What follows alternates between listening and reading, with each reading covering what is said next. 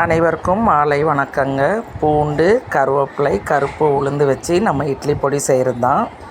இது நம்ம இரும்பு சத்துக்கும் நல்ல பயனுள்ளதாகவும், கேஸ் ட்ரபிளுக்கும் நல்ல பயனுள்ளதாகவும், இடுப்பு வலி மூட்டு வலிக்கும் நல்ல பயனுள்ள ஒரு பொடி தாங்க இது. நம்ம இதை இட்லிக்கு மட்டும் இல்லை, சாப்பாடு கூட நம்ம நெய் ஊற்றி சாப்பிடலாம். குழந்தைங்களுக்கு சாப்பிடலைன்னா நம்ம ரசப்பொடியிலையோ ரசம் வைக்கும் பொழுது இல்லையா சாம்பார் வைக்கும்போது ஒவ்வொரு ஸ்பூன் போட்டு கூட நம்ம இதை குழந்தைங்களுக்கு கொடுக்கலாம். ஹெல்த்தி ரெசிபி இது. கண்டிப்பாக இதெல்லாம் நம்ம அன்றாட உணவில் சேர்த்துக்கணுங்க. ஏன்னா கருவேப்பிலை முடி வளர்ச்சிக்கு மட்டும் இல்லை, நமக்கு அயன் இல்லாட்டி எதுவுமே இல்லைன்னு சொல்லுவாங்க. அதே மாதிரி வாய்வு தொல்லை இருந்தால் உடம்பு ஃபுல்லாகவே வலிக்கும்னு சொல்லுவாங்க.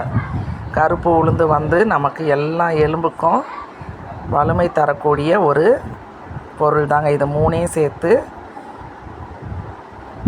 வதக்கி காரத்துக்கு காஞ்ச மிளகாய் போட்டுட்டு கொஞ்சம் பெருங்காயத்தூள் உப்பு போட்டு அரைச்சி நம்ம வச்சுக்க வேண்டியதாங்க. 3 மாதம் 6 மாதம் வரைக்கும் இது நம்ம ஸ்டோர் பண்ணி வச்சு யூஸ் பண்ணிக்கலாங்க.